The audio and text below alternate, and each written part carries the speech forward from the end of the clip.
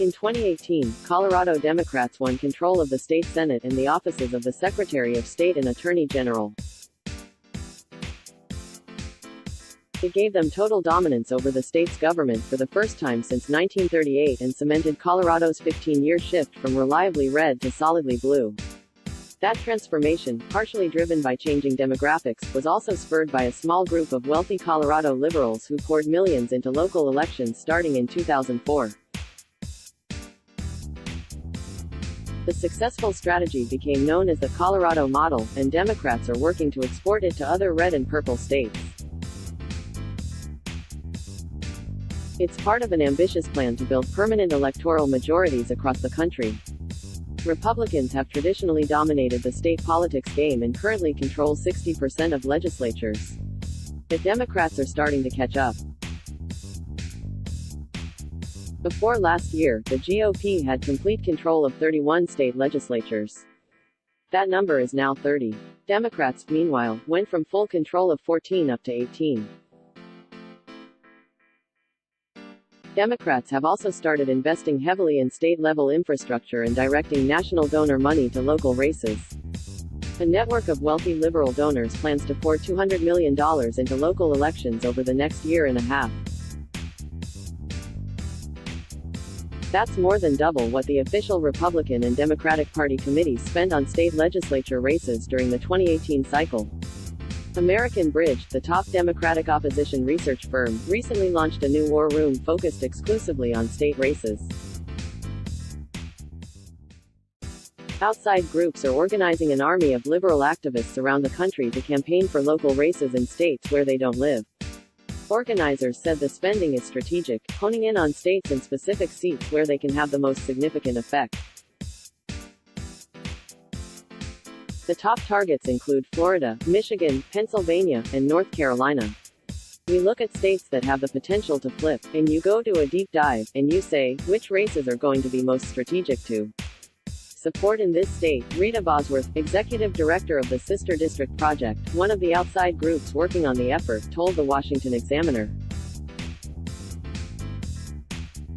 Sometimes by supporting between 1 and 4 state legislative races you can flip an entire chamber, or bust up a Republican supermajority, or create a Democratic trifecta, controlling the Senate, House, and executive branch, said Bosworth. You can have a larger strategic impact if you really go deep and find out where is the lever of power. To Coloradans, the strategy looks familiar. Republicans almost entirely controlled the state power structure until 2004. That's when a group of 4 wealthy Colorado Democrats, Tim Gill, Rutt Bridges, Jared Polis, and Pat Stryker, teamed up with political strategist Al Yates on a plan to transform the local politics. According to a 2008 article by the Washington Examiner's Fred Barnes, the group targeted vulnerable Republican incumbents, creating pop-up activist groups drawing on support from labor unions and national liberal organizations. The project was a success. That cycle, Democrats won control of both chambers of the General Assembly for the first time in over 4 decades. 2 years later, they upped their spending and won the governor's office. The total tab for securing state control was reported to be $9.5 million, which was less than the average expenditure on a successful U.S. Senate campaign, but an enormous amount for state elections. Took the Democrats 12-15 years and they now have complete control of the state. They invested more money, but they invested it much more wisely. Instead of just chasing candidates, they built infrastructure, said John Caldera, president of the Independence Institute, a Denver-based conservative think tank. Republicans in Colorado continued to put their money on racehorses, while the left just bought the racetrack. Meanwhile, the newly elected Colorado government moved ahead on liberal policies such as legalizing same-sex marriage, instituting restrictions on the local oil and gas industry, and passing gun control measures. People said, "This is Colorado, that can't happen here. This is an individualistic state. This is a pro-gun, pro-individual, low-tax kind of state," said Caldera. He continued, Colorado's economy has been so strong we've been able to absorb a lot of these bad policies, but they're coming home to roost.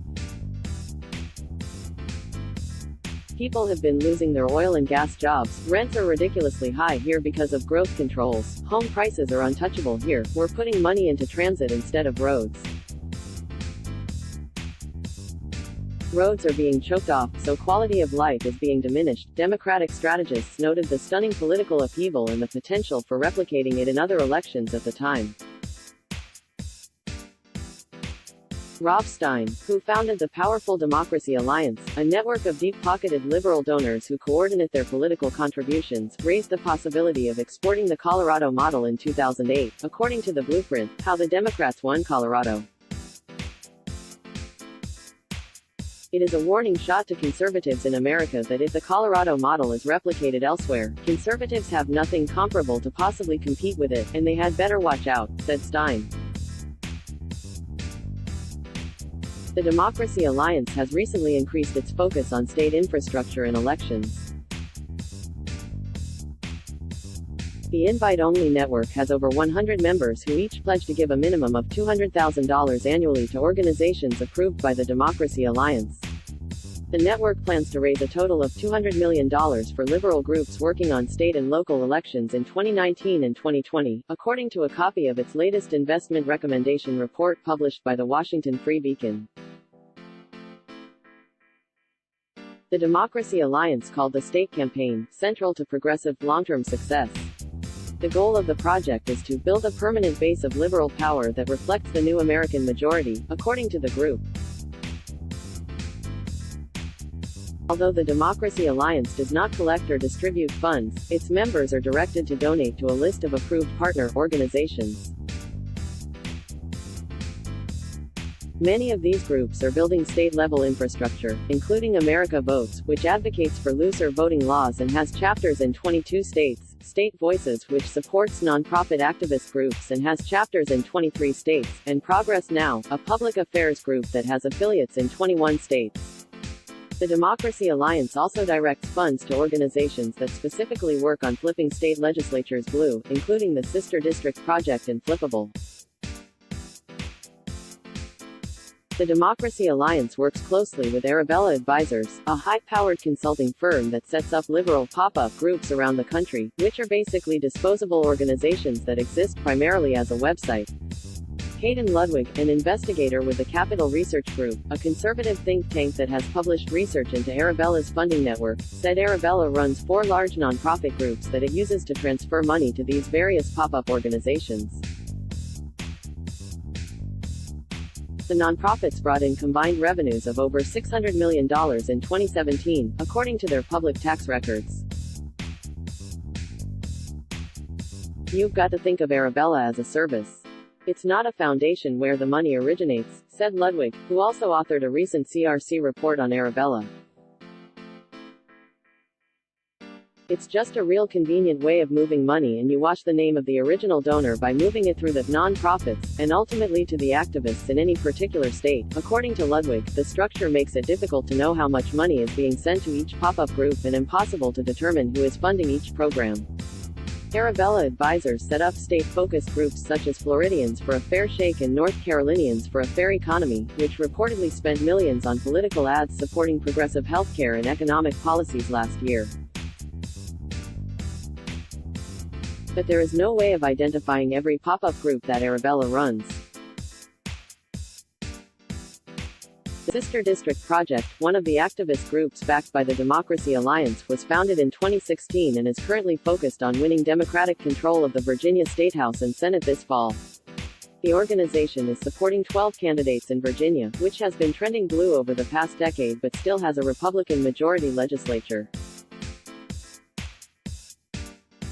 Democrats need just 2 seats in each chamber to seize control.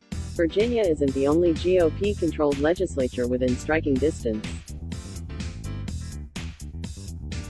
In Arizona, Republicans have a mere 2-seat majority in the House and a 4-seat majority in the Senate. In North Carolina, the GOP has an 8-person advantage in the House and 10 in the Senate. Even in the Texas State Senate, Republicans are holding the majority by only 7 seats. Next year, the Sister District project said it plans to target races in Florida, Texas, North Carolina, Georgia, Pennsylvania, Michigan, and Minnesota. Pennsylvania is a huge one. We just need to flip 3 seats to flip the Senate blue, said Bosworth, the group's director. The Sister District project and Flippable have already contributed to some victories. The New Hampshire Senate flipped blue in the last election cycle, as did the Minnesota House. Democrats regained control of the Washington State Senate last year, making the entire west coast of the United States blue in every branch of state government. With a Democratic trifecta, Washington State went on to pass a law creating a public health care option. Texas has the largest Democratic caucus it has had in nearly a decade.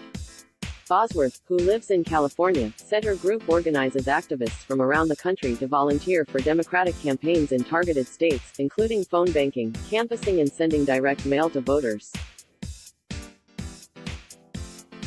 Through this method, a progressive activist in San Francisco can have an effect on a statehouse race in New Orleans.